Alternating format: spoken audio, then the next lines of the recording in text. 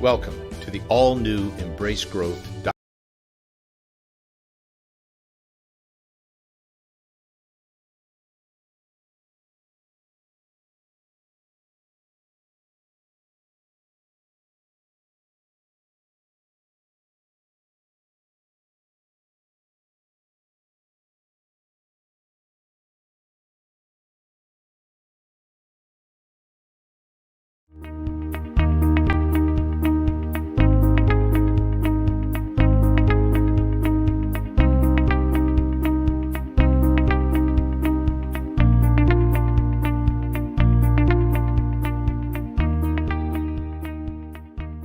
Welcome to Love Talk. My name is Gregory Morgan. Thank you for joining me. Relationships that just happened to you, you couldn't help it, are a perfect setup for that relationship, whatever caused it, since you don't know what caused it and you have no choices over it. When those things go away, when those things disappear, and I can tell you this from living long enough, that no matter what you do, things will change. No matter what you create, no matter what voluntarily and with all your consciousness and awareness put your attention on, it will change. Nonetheless, it will change. Nothing stays the same except things like diamonds, and even those things are changing.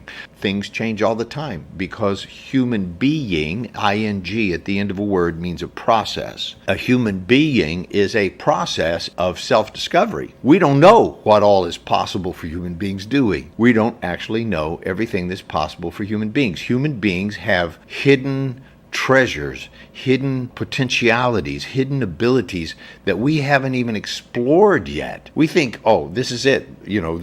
We're at the height of evolution. No, we're not. We don't even know what's possible in consciousness. We don't know what's even physically possible. World records are broken every day in sports. World records are constantly being pushed beyond their limits. Technology is constantly pushing human ability to communicate, to know things, to have information, to make decisions. The limits of that are being pushed every day.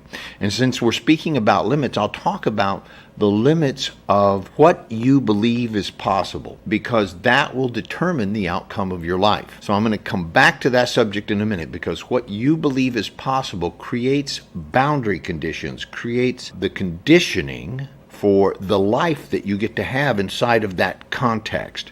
Now, context is something that holds everything together, and context is decisive. A shift in context will change the entire process of your life. It'll change the entire perspective. In other words, how you see your life and how you see yourself as a part of it, and how you see yourself in relationship to everything and everyone in it, your perception, in other words, and therefore will determine who you will be, the process of your beingness. So context is decisive.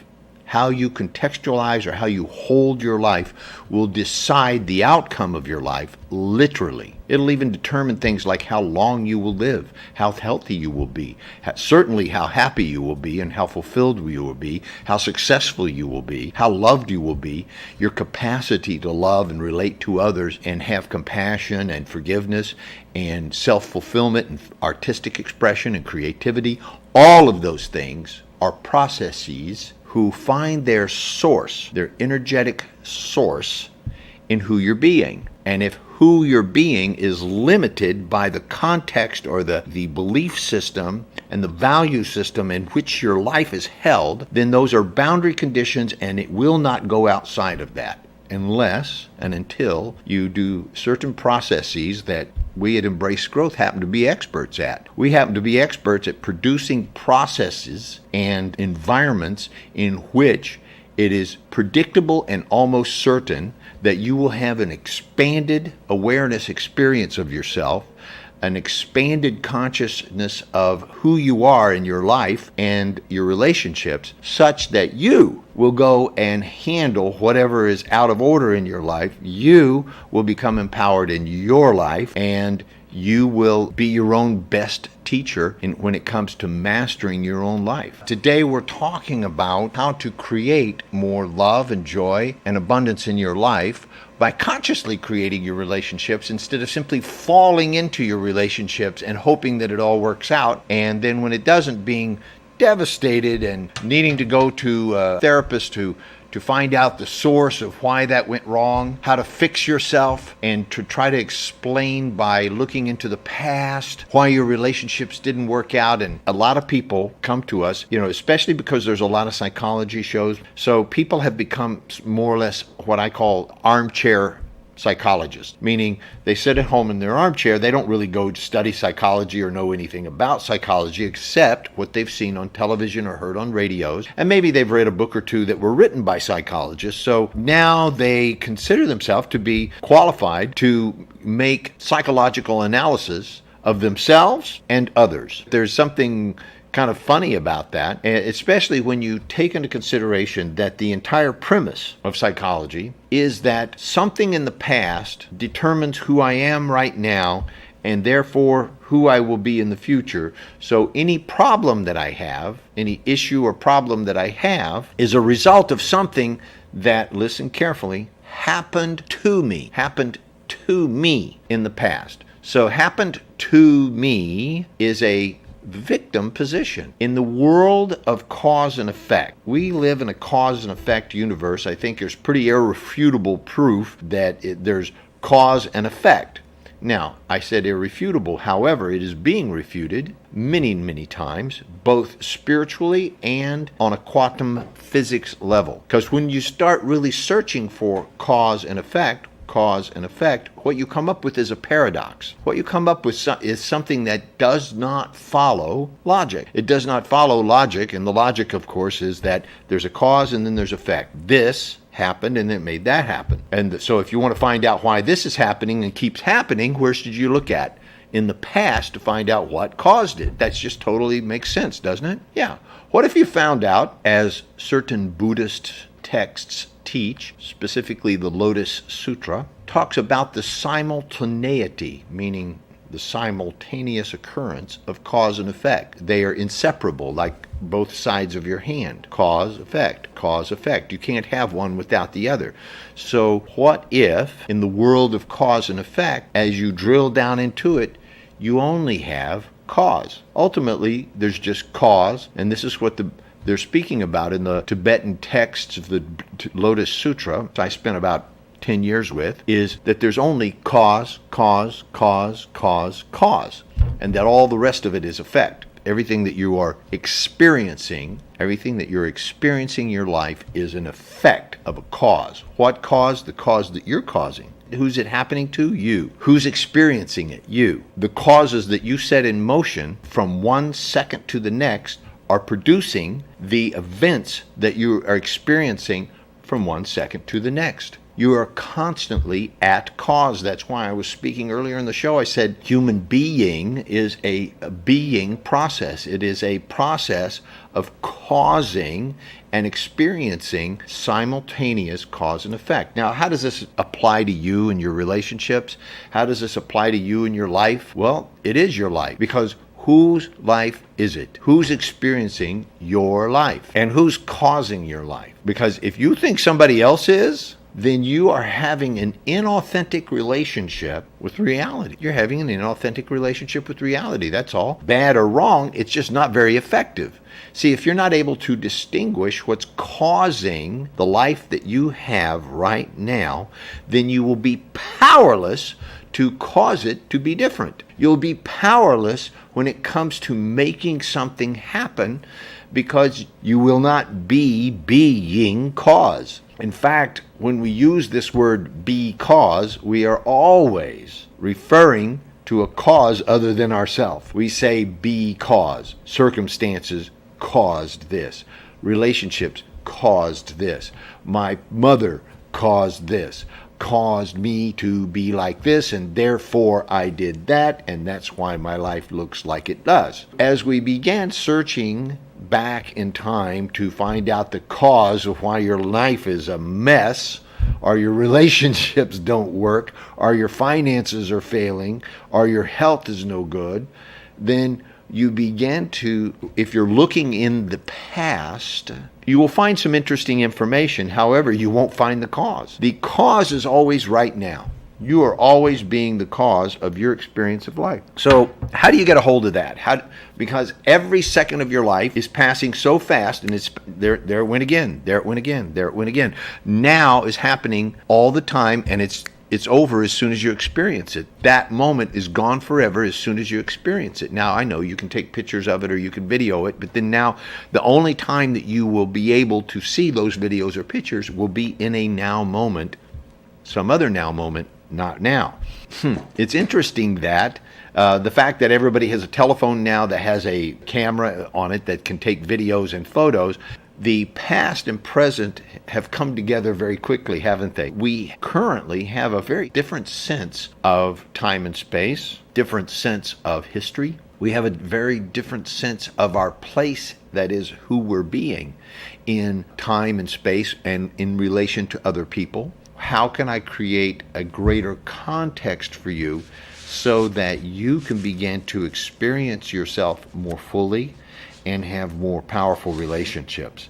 Relationship happens on several levels, and the first and foremost is your relationship with yourself. I've been talking about this from the beginning of the show. Who are you being? What are you conscious of when you are alone, when you're just getting dressed or tying your shoes or having a shower or driving in your car? Do you like that person? Is that somebody that you would want as a friend? Is that person good company? Is that someone who you respect and admire, you would look up to if you met someone like you, the one tying your shoes, the one being in your clothes right now? Okay? Do you like that person? Can you look them in the eye in the mirror and say, I really love you and I respect you. You're doing a good job of being you. Thank you for all that you've done to make this life awesome, to make this a great life. Do you have that kind of a relationship with yourself? If you do, congratulations, awesome, you're on the right track. We can go to the next level now. If you do not have a good relationship with yourself, what do you think your first priority should be? Because it's not to go out and get a relationship with someone so that you can feel better about yourself. That's the last thing you should do. The first thing that you should do if you don't feel good about yourself is to sit down and really have a good conversation with yourself. Like, what do you need? Do you need to reach out to a coach or to a therapist or somebody and get some help? As long as it's a sincere reaching out, like, you know what, I've run up against a wall, or I've reached a barrier, I've reached a boundary condition in my thinking, I've reached a place where I'm stuck. I don't know what to do. Teach me. And in those situations, what is going to be the most beneficial to you is to humbly ask for help and humbly accept that help, especially if that help sounds like something that is beyond your current understanding. That's probably where you need to be looking. Inside of your boundary conditions, there's no solution to your problem, because if there was, you would have found it already, right? No. Inside the boundary conditions of your thinking, the only solutions that you've ever come up with have given you more problems. When you ask for help, when you ask for coaching, when you ask for support, don't ask somebody that's got the same problems as you. Don't ask a peer who is struggling with the same types of stuff that you're struggling with. Ask somebody for whom that issue is not an issue anymore because they mastered it a long time ago. Ask somebody who is actually qualified to take you beyond the boundary conditions of your thinking. And not everybody is qualified to do that. There's a lot of people that think outside of the boundary conditions of your thinking, and mine as well, you see. That doesn't mean they're qualified to coach me, right? There's a lot of people that are way more intelligent than me and way more educated or whatever, right? Have more experience than me, and yet it doesn't mean they're good coaches. Doesn't mean that they're qualified to help me have a breakthrough, you see. They could be not so qualified, and if I'm completely humble and completely asking with open heart and sincerity, no ego, and approaching this like, I don't know what to do. What do you see? Just tell me what you see. Then you take that information, you try it on, you see if it fits. You see if maybe something goes clunk and falls into place for you. And if it does, use it. Take it and use it. You see? That's what a coach is for. That's what a psychologist is for. That's what a therapist is for, is to give you a piece that you may be missing in your own puzzle so that you get a better picture of what your life could be. I'm not going to say should be, but is possible for your life, you see. To spend years and thousands of dollars and, weekly sessions of, drilling down deeper and deeper and deeper and deeper and deeper into your past and all the screwed up stuff that's happened to you and all the screwed up things that happened to your parents and your brothers and your sisters and your culture and your religion and your society, and drilling down, what that does is it brings up all the sludge of the past, which is better, as far as I'm concerned, to leave in the past. It's already over. It happened. It's done. So what? Why are you carrying it around as if you're, permanently wounded? You're not wounded. You may not like something so much that you feel like you're wounded, but basically you're functioning. And if you're functioning well enough to take a full assessment of where you are right now and where you would like to be.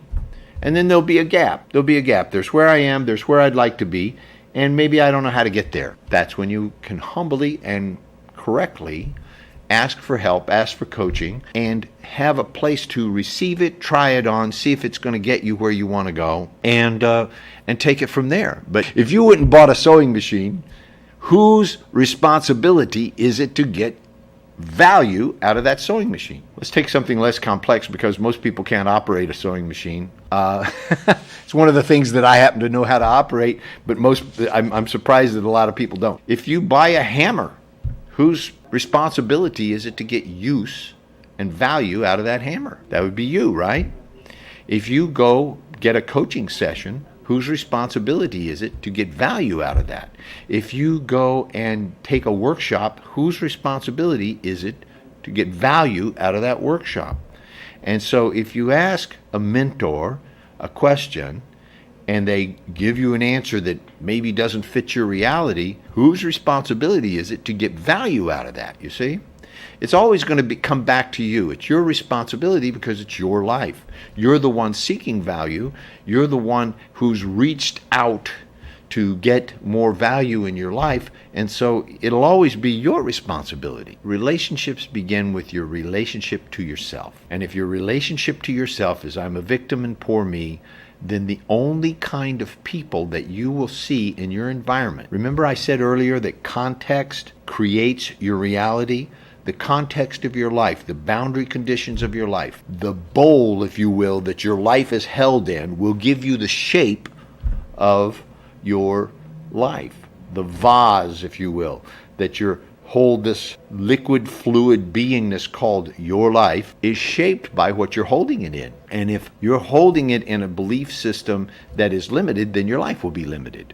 So your life belongs to you. Your first job, duty, obligation, want to have a relationship or a life that works, is to have a powerful and empowering relationship with yourself. So your first relationship is to yourself, and when you are good with yourself, when you actually have some love and respect and empowering outlook on life with yourself, then and only then should you have a relationship with another human being. Obviously you have relationships with other human beings all your life, but I'm talking about a romantic relationship in which there is, how do I say that? A romantic relationship usually involves kissing, hugging, sex of some kind, sexual exchange of sexual energy, if not actual intercourse, but an exchange of masculine and feminine energy, okay, in a romantic relationship. And so a romantic relationship, I said masculine and feminine energy, I didn't see a man and a woman.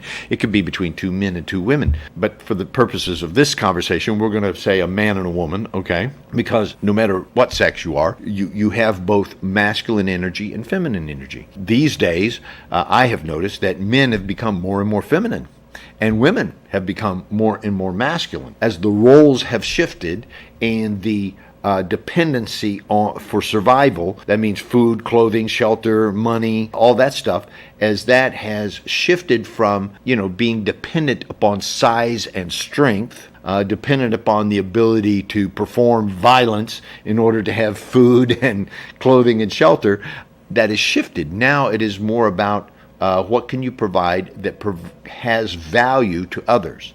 Okay, what can you do that provides value for the most number of people? And that's how people get paid, and that's how they support themselves, and therefore that is a competitive field. And so when everybody is working, whether you're a man or a woman, whether you're a masculine man or a feminine man, or a masculine woman or a feminine woman, regardless of where you are in that, when you're at work, you're masculine because you're doing a masculine activity called compete, win, intervene, bring home provisions and protection. That is a masculine activity, and so consequently, more and more women are taking on the masculine activity of working and having careers and providing for their families and their children, and more and more men are staying, boys really, into their late 40s and 50s. They stay in a boyish attitude, dependent upon a woman, whether it's their mother, their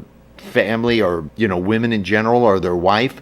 They're more or less dependent upon those women to, sounds funny to say, but pretty much tell them what to do, how to be, how to behave, how to dress. They're constantly, seeking the company of women in order to feel more comfortable, rather than seeking the company of men, which might be more challenging or more confrontational. So as more and more women become more and more masculine and more men become more and more feminine, we have a disbalance between the masculine and the feminine.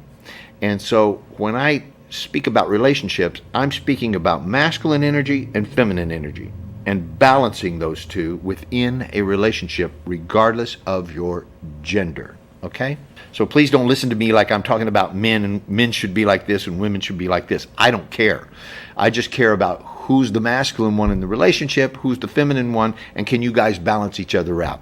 So until you have come to balance it within yourself with your own masculine and feminine energy, don't take on having a romantic relationship with the opposite sex, because I can tell you something, you will first you'll end up either apart.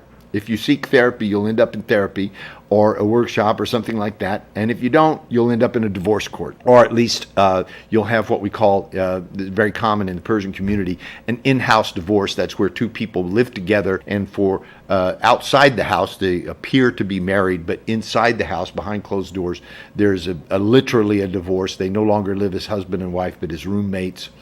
There's not any romantic relationship that's in there anymore. So your first relationship is with yourself. Your next relationship is with one other person that you have a monogamous romantic relationship with. And then and only then can you begin to address your relationship with a family or a group. Now, a lot of people want to skip right to family and group, and a lot of people in their relationships, they never have a personal relationship that is superior to their family relationship.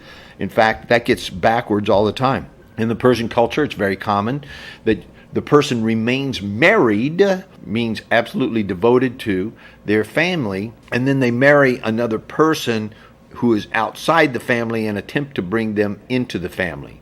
Now, I understand that thinking. I understand that. It causes certain issues. Some of them get worked out and some of them don't. My advice is always, if you're an adult, first of all, don't get married unless you are.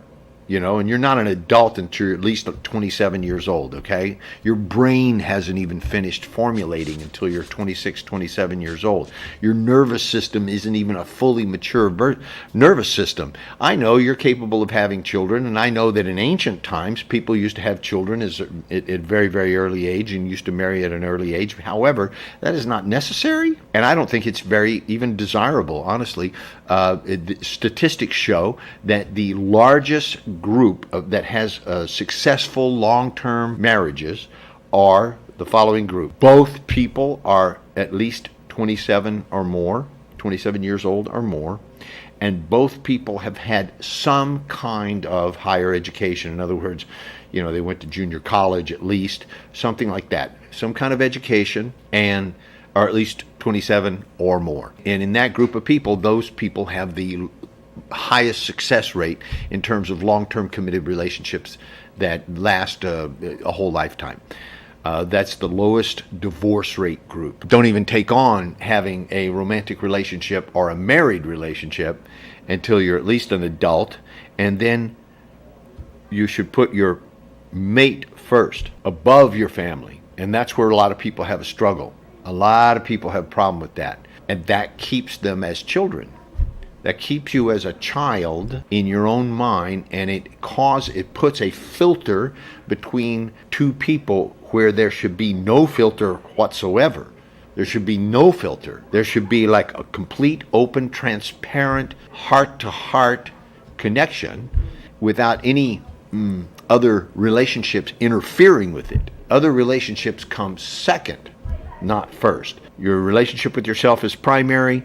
Your relationship with one mate is secondary, and your relationship with your family comes later, comes after that. You and your mate decide how you're going to relate together as one with your various families. And so then and only then will you have a chance of having balance. Otherwise, you will have a random, capricious, and very often mischievous and malicious interference between these two people, which will cause a divorce or cause tension or cause upset or pain. Again, lead to an in-house divorce or a literal divorce.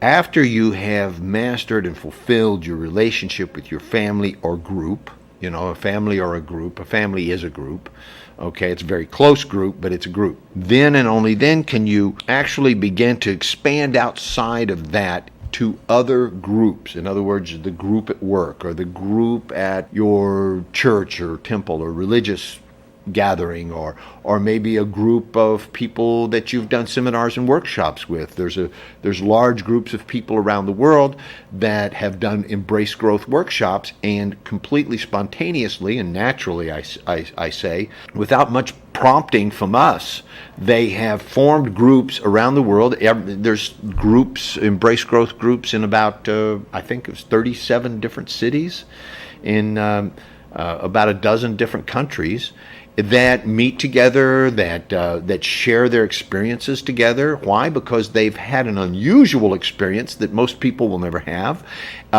It's caused them to have an expanded awareness of who they are and their ability to love and have compassion. And what do they want? The most natural thing in the world is to be with people like that. Be with people who they could share that experience with.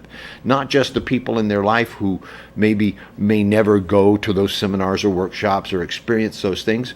So it's important that they have somebody else who at least they have this common bond, because something is happening in those workshops that is not happening out there. It's not happening out in the world. It's a highly specialized religious, but I would say sacred space. By sacred, I mean scarce, I mean private, I mean uplifting. And the work that we do in those workshops can't just happen anywhere. You can't do it in a restaurant or a park. You can't do it, just any place. It has to be in a very special environment that we create with our assistants, so that the person is safe to experience those things that maybe have been a barrier to them in their life, that may have stopped them, a place where they didn't feel safe and now they feel safe, an environment in which they know that what happens there will stay there. It takes something to create that environment, and then to guide people through processes of consciousness and awareness so that they come to their own awakening.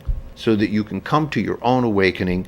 So it's only natural that those people would gather together in groups and create communities of higher education, create communities. And what's a community? A community's got people in it that you like, people that you don't like, people that you're interested in, people that you're not so interested in. It's got a whole bunch of everything, right? A community, in order to be a community, has to have a little bit of everything in it. So we have begun to create communities, Embrace Growth communities, all around the world. I'm always saying, my evil plan is working. Yes, it is. My plan has always been to create communities of wisdom and contribution, in which children admire and love their parents, and the parents love and admire each other, and each one is supporting the other and growing and developing, so that they have the absolute best chance possible of having successful relationships, successful businesses, healthy bodies. They naturally, as their own self-expression, your self-expression, want to contribute and give back to the world. Do something to make the world a better place. I believe this because I believe that this is everybody's secret desire. Every one of us has a desire, hidden or not, some are more aware of it than others, to make a difference in this world, to leave a mark on this world that makes this world a better place, to bring some, each of us have a little piece of the genius, the entire genius that is humanity, that is creation. There is a genius, masterful, brilliant mind that permeates humanity, a goodness. And you and I have a piece of that. Each of us carry a key to it.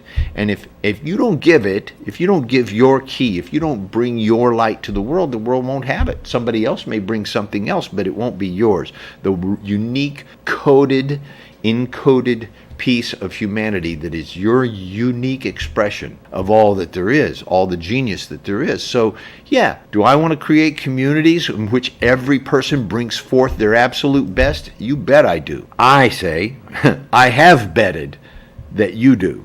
I'm betting my life, my career, my reputation, my company, my personal income, all of it. I'm on that you want to give your special gift to the world. And so that's why we create these embrace growth communities. But after people have created communities, what keeps a community together, what keeps a community moving forward is, I'm going to say, organizations and institutions. They're a organized way of causing a community to continue to grow. Now, an organization is nothing more than a group of people who get together and say, we're going to accomplish this task, we're going to serve this purpose, this is our mission statement, and in order to create or cause or make happen this mission, this purpose, we're going to do certain things and we're not going to do other things. In other words, we're going to distinguish this organization or institution by having its purpose live on through an organized way of thinking or being. Now, there's a danger in that, I tell you, and I've experienced it firsthand a number of times. When people reach the level of organization, if they have a background of religion, if their background of frame of reference for organizations are that they're either like a corporation, so they're all about money, so they must be corrupt. That's a lot of people's background organizational thinking. Or their background may be that, it's like a religion and all religions are corrupt, or religions are always, wrong in some way, or religions try to trick you or manipulate you or dominate you, so I don't like religions. Or organizations are educational organizations, and so it's all about charging you for your education. But if your education's really sincere, then they should give you a scholarship or give it away for free. So people have different backgrounds about organizations, and so as soon as you say, let's get organized so that this wonderful experience called Embrace Growth, or a community of love, or a heartfelt experience of growth and development, may continue on into future generations, so that when we're gone, there's still something that's left that others can grow into as they get to the level where they want to take on having their community grow into something that actually makes a difference in the world. When an organization becomes about its own survival, it's already lost. Okay, and that's what's happened with religions. In order to become and stay a religion, in order to have a temple and to have a wise man and to have groups of wise men with certain specialized clothing and ornaments and religious accoutrements about them, whether it's a Vatican or a mausoleum or a synagogue or whatever the heck it is, in order to have all that stuff, that you got to have an organization. And people have got to put money into that organization, and then that's the danger, you see. I told you there's a danger with organization, but this is a level that people have to get. Once an organization becomes about its own survival, then it's already lost. An organization whose purpose is to cause its ongoing survival is lost. An organization must survive, yes. An organization must have money in order to have telephones and offices and all those kinds of things, of course. But the purpose of an organization is to serve society.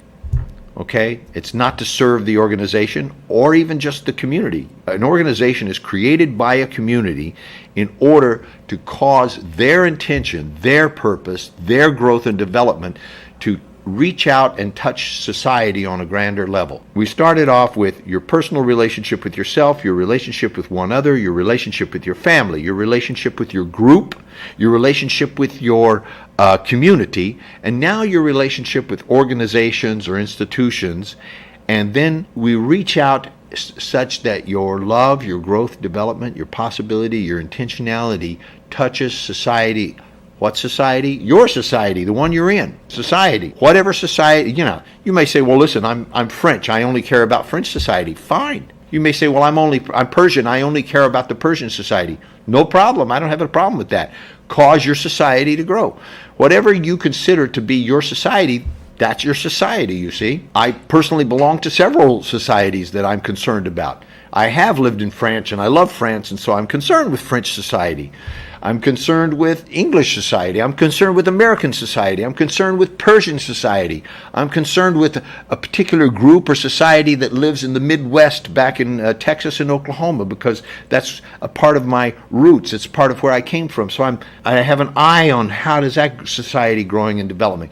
So you see, whatever you consider to be your heartfelt connection to a society, that's your society, and you should cause it to grow and develop. And if you can be a participant in an organization that actually touches that society and causes it to grow and develop, then I assert that you will experience a personal sense of purpose, self-satisfaction, self-fulfillment, self-expression, and that would not be there were there not some form of organization causing that to continue to be. Beyond society, your relationships reaches the world, humanity itself.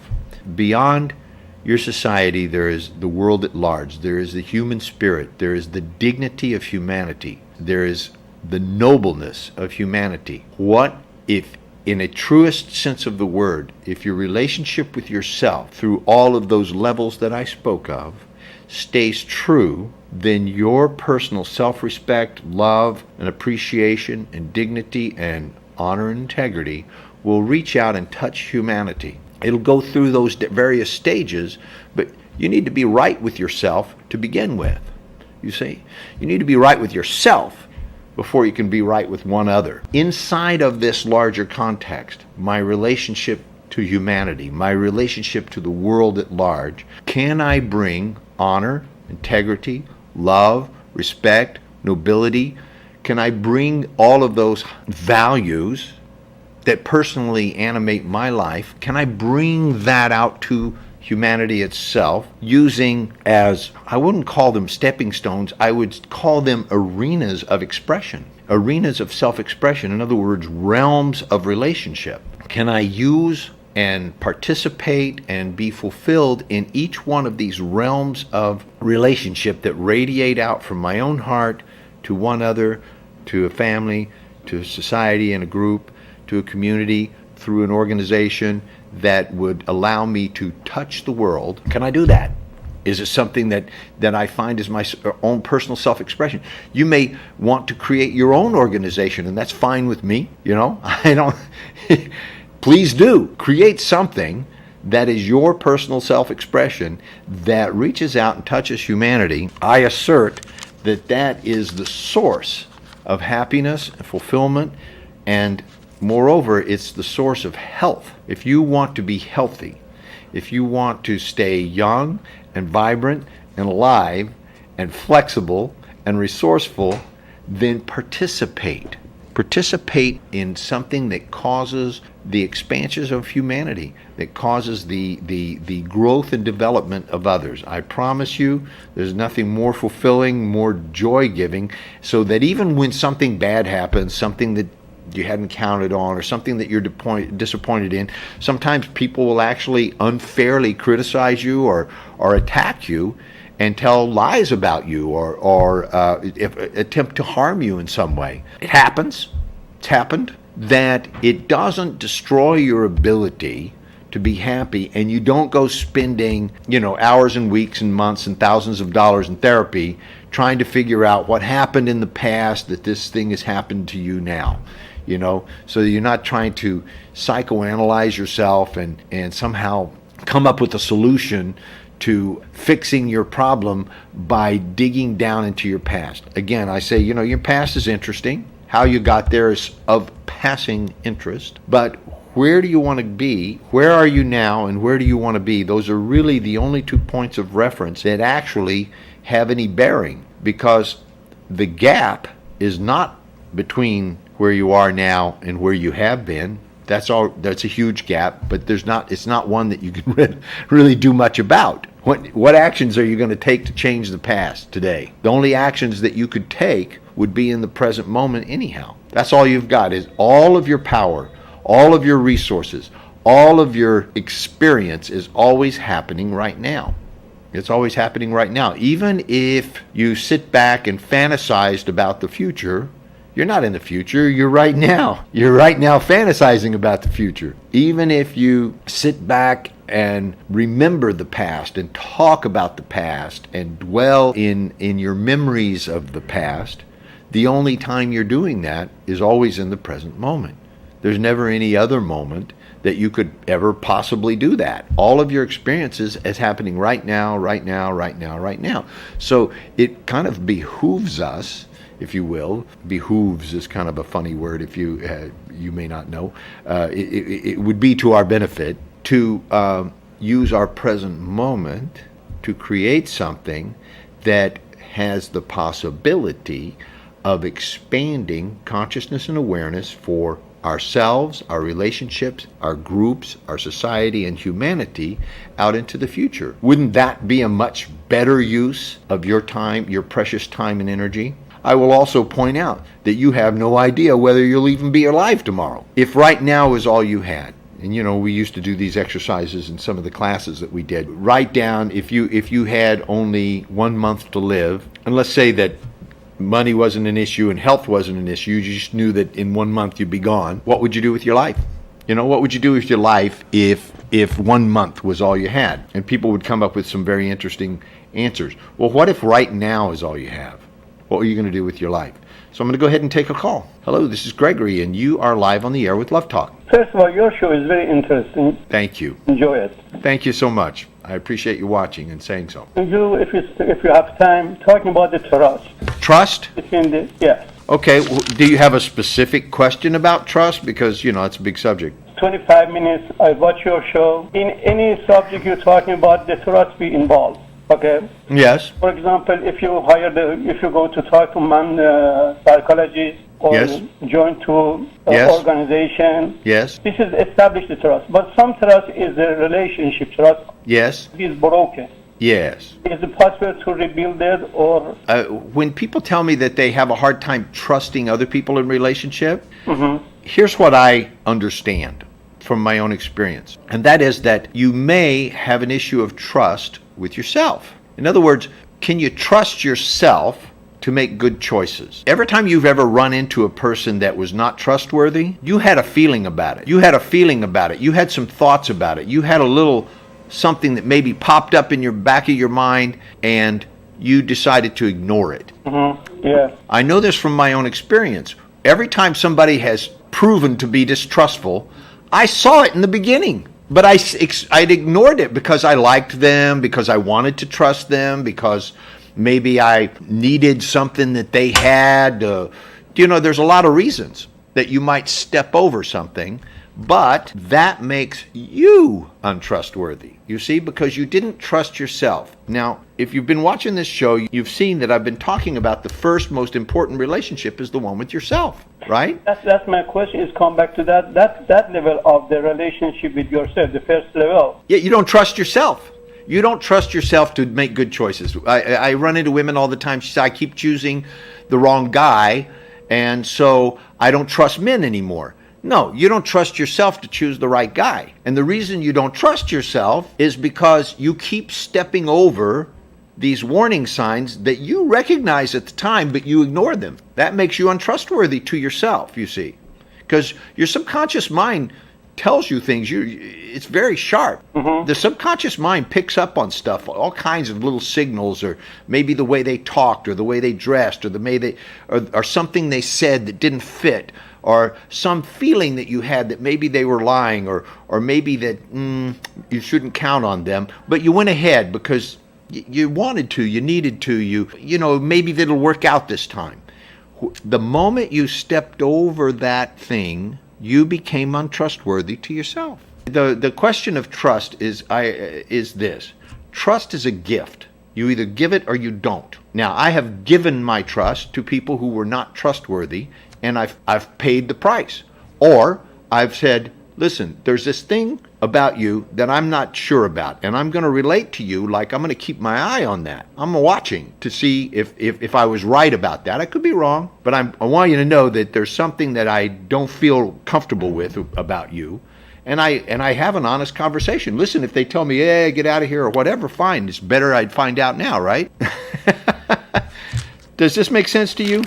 Yes, but you know, to me it looks like that for us, especially I'm talking about the family, inside the family. For us it looks like the piece of the paper, when you smash it, you cannot bring it back the same way it used to be. Is there any way to rebuild that one? That's my question. And plus, before you go, I got a suggestion, if it's possible for you, because your show is very interesting. I learned a lot of subject from your show. I learned a lot, but if it's possible for you to hire somebody or assistant somebody to just take the question and pass it to you, because some people maybe they don't like speaking English on the air. I don't know if we're able to do that. I don't have an assistant here at the show with me. You know. Yeah, no, I don't have somebody with me here. So thank you for that suggestion. I'm going to do my best to answer your question, but I think we're out of time. So I'm going to go ahead and let you go, but I'm going to go ahead and listen, and I'll tell you what I think about that question, okay? Thank you. Yeah. So I'm going to wrap it up. Trust is a gift. You give it, you take it away. You give it, you take it away. As far as trust that has been broken, especially in a family member, I understand how painful that is, but how you rebuild trust is through communication, eye to eye, heart to heart communication. You did this thing, it hurt. I got hurt when you did that. Now I don't trust you, okay? And I'm going to relate to you like somebody that I cannot trust until you prove me wrong. You need to prove that I can trust you. And I'm willing to, I want to, I'd love to. However, I don't, and I can't, and I won't until you have proven me that I can trust you. And I'm watching, and I got my heart open, I'm willing, but I'm not going to trust you until I know that you can be counted on. Now, that's an honest, straight conversation of somebody who's responsible for their life and who's taking responsibility for their relationships. I hope that helped. Thank you for asking. This is the end of the show. Thank you for joining me on Love Talk. I'll see you back here again next week.